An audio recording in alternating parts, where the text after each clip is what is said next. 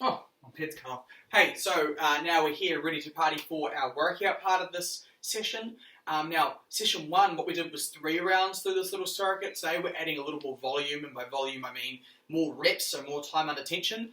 So today we're going to be doing 4 rounds of this workout. Okay? Equipment-wise, exact same equipment used last time. If you wanted to add more weight to that sumo deadlift, you could. You could even add some weight to the good morning if you felt like it as well.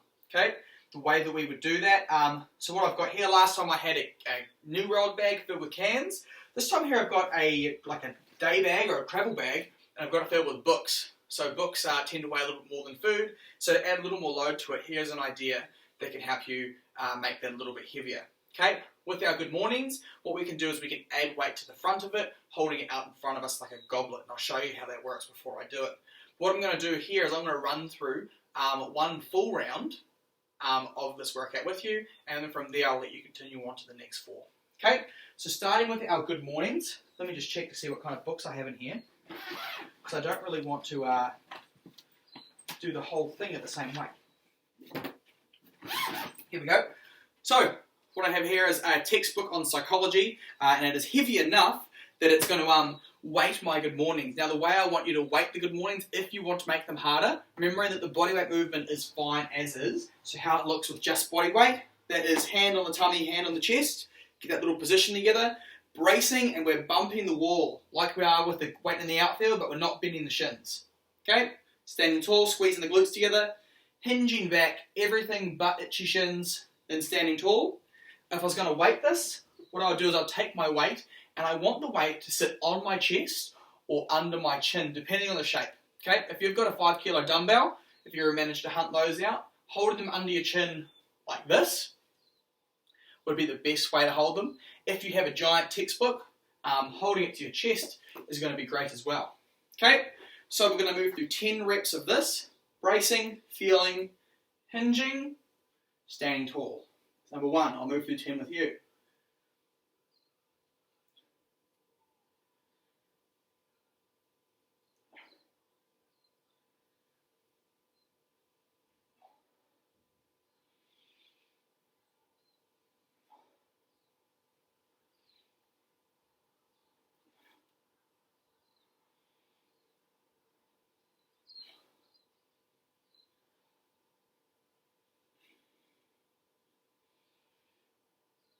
I'll never trust someone's counting. I'm not sure. This might be number 10 here for me. Good. Alright. I'm going to replace my book back into my bag, my deadlifts.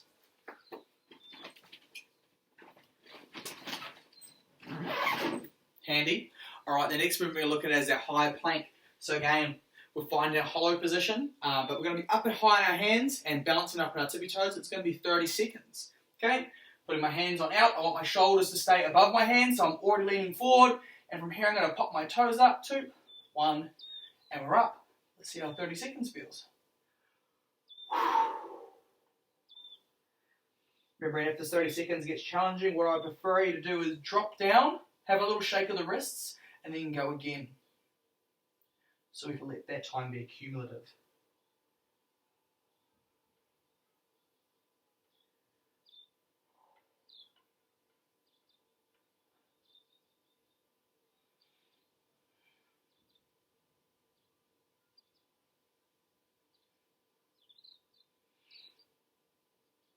Alright, that's 30 seconds there. Alright, shake the hands like that. We're going to have a look at our deadlifts with our weight, and you'll see how I'm still using my chair here. It's because I'm going to use this time in the circuit to help perfect my technique on the deadlift. Okay, so using this as my shin block. Oh, my bag's a little close. I'm sitting up. I've got my back of my calves pressed into the chair. What I'm going to do is come down to my weighting in the outfield. Now, if I would like to, I could lessen the range of motion by using the handles. So coming to weight in the outfield, reaching down, finding the handles and standing tall. However, if I'm comfortable when I'm doing those itchy shin drills, to really itch down low close to my socks, what I'd like you to do is go weight in the outfield, come the whole way down to itchy shins, and grab a little lower on the object. Okay, from here we're going to do 10 reps. Standing tall, good. Hinge back, itchy shins, stand tall. hinge back shins. We're going for 10 here. Number 3.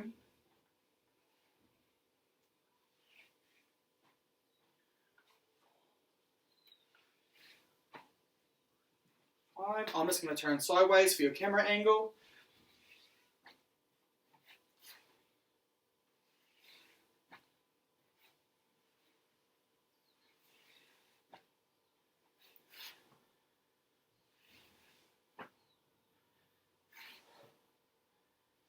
The books are giving this bag a real test. I've lost count, I'll do one more for good luck. Good. Alright, I'm going to shuffle this bag away. And our last movement we're going to be looking at is going to be a hollow holds for 30 seconds. So I'm finding a spot on the ground. I'm checking my time here. Remembering I'm starting in that dead bug position, so my knees are up, hands are up, looking at my toes. And once the time starts for me, I'm going to extend my arms and legs into a position where I'm still able to breathe comfortably, but I'm still feeling a shake.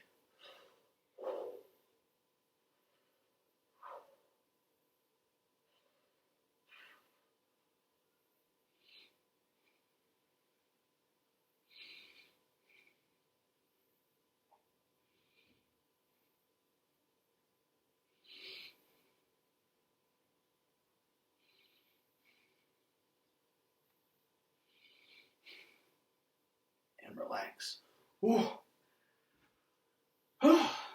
Alright, so that's one whole round through. If you'd like to rest here, that's a good idea. Catch your breath, make sure everything's prepared to go. But if you're feeling fresh, feel free to dive back into our good mornings and start the next round. You've got 3 more rounds to complete. Okay? Across these rounds, if you're feeling comfortable with those good mornings and you'd like to add more weight to it, feel free, as long as we're still moving some range of motion with a brace midline and concentrating on the hinge, so pushing our bum back more than we are trying to bow over to say hello to someone. Okay, same thing with the deadlifts. We can start to add a bit of load here, as long as our deadlifts still move through weight in the outfield, down to itchy shins and standing tall, and don't look anything like this.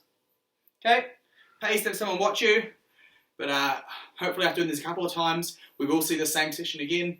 We'll start to reinforce how that shape, that neutral spine feeling feels for you, and you should be able to pick it out of your hat anytime you need it. Cool, thanks.